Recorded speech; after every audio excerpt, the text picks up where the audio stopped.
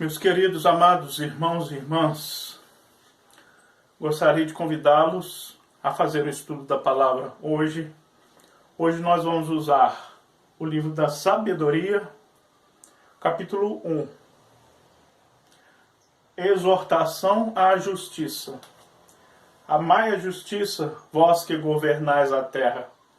Tende bons sentimentos para com o Senhor, e com simplicidade do coração procurai-o. Ele se deixa encontrar pelos que não exigem provas. Vejam bem, a gente não precisa de provas para encontrar Deus. Deus está em todo lugar. Ele está aqui, Ele está ali, Ele é onipresente em tudo. É como o oxigênio que a gente respira. A gente não tem a condição de tocar, de pegar, de guardar. Mas a gente sabe que Ele está aqui. Por quê? Porque a gente respira, esse ar entra nas nossas narinas e nos faz o trabalho dele, nos oxigena. Os pensamentos perversos separam de Deus. Não podemos ter pensamentos perversos, meus irmãos. Por quê? Porque Deus nos criou para o amor. Ele não nos criou para preparar, para maquinar coisas más para os nossos irmãos ou para outras pessoas, quem quer que seja. O seu poder, posto à prova, confunde os insensatos. O poder de Deus confunde os insensatos, porque os insensatos buscam Deus onde Ele não está. Ele não está em templos de pedra, não está em templos de madeira, mas Ele está no nosso coração, o tempo todo. A sabedoria não entra numa alma que planeja o mal. Ela não está presente em quem só pensa em fazer mal. Nem mora no corpo sujeito ao pecado. Por quê? Porque o nosso corpo, irmãos, é templo do Espírito Santo. Nosso corpo é a casa do Senhor. E é essa morada que Deus faz jus em querer vir para nos morar. Ou seja, morar em nós. O Espírito Santo, educador, foge da astúcia. Afasta-se dos pensamentos insensatos e retrai quando sobrevém a injustiça. Com efeito, a sabedoria é o espírito que ama os homens. Então o que é a sabedoria? Sabedoria é um espírito que ama os homens, que nos une no amor, que nos une no Senhor, que nos congrega uns com os outros. Então a sabedoria é o espírito que ama os homens. Mas não deixa impunes os lábios blasfemador. Ela ama os homens, mas ela não deixa impune os lábios do blasfemador. Pois Deus é testemunha de seus pensamentos, precustador veraz do seu coração, e se mantém à escuta de sua língua, porque o Espírito do Senhor enche a terra. Desde o primeiro versículo do capítulo 1 de Gênesis, a primeira coisa que existe lá escrito é: o Espírito de Deus, a terra estava infame e vazia, e o Espírito de Deus pairava sobre as águas. Vejam bem, dá certinho aqui, ó. Porque o Espírito do Senhor enche a terra. Ele que a tudo dá consistência, Deus que forma tudo, toda criatura de Deus, tudo. E Deus, por amor, nos dá a oportunidade de participar do seu plano, de cada um de nós ser uma flor no seu jardim. Ele que a tudo dá consistência, tem conhecimento de tudo que se diz. Por isso, ninguém profira coisas injustas.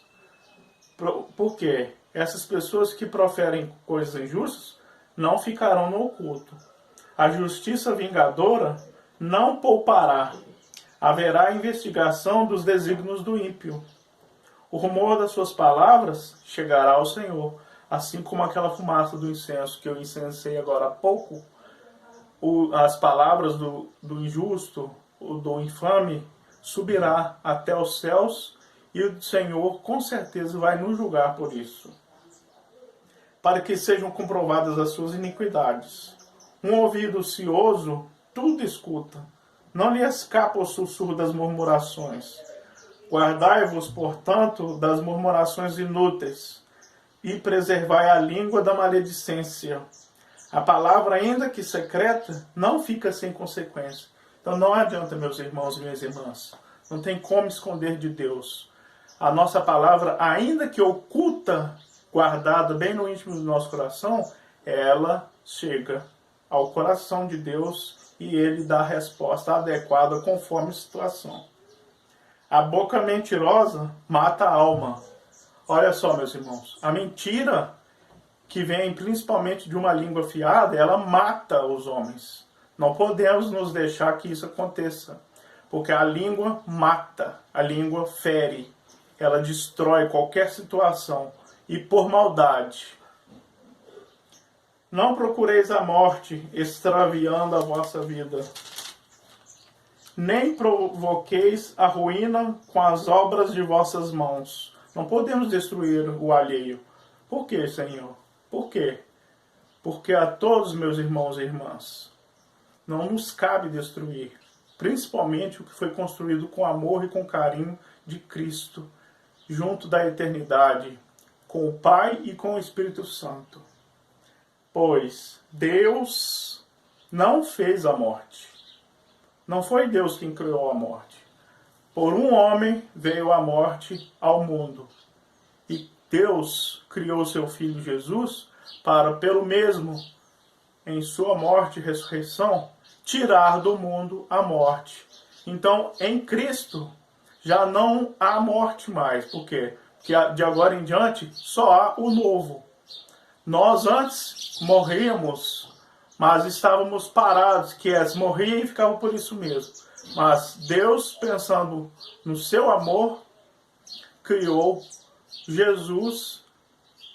Antes já existia o Verbo, e o Verbo era a palavra. E Deus, o Pai, colocou essa palavra em prática e trouxe até nós Jesus, que pelo seu santo sangue derramado naquela cruz, naquele dia, nos deu a graça de poder retornar e de herdar o reino dos céus.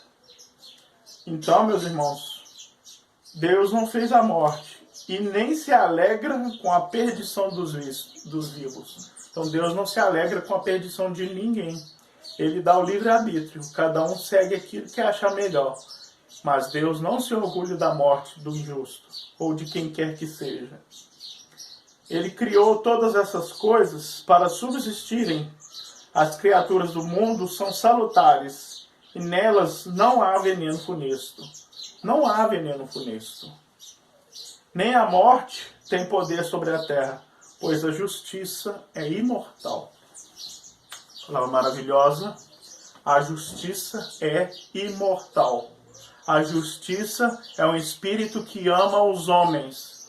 É pela justiça que nós podemos voltar-nos ao nosso interior, ao nosso coração, avaliar nossas condições, avaliar o que a gente está fazendo e, como diz a parábola do filho pródigo, retornar ao convívio do Pai após a nossa reflexão.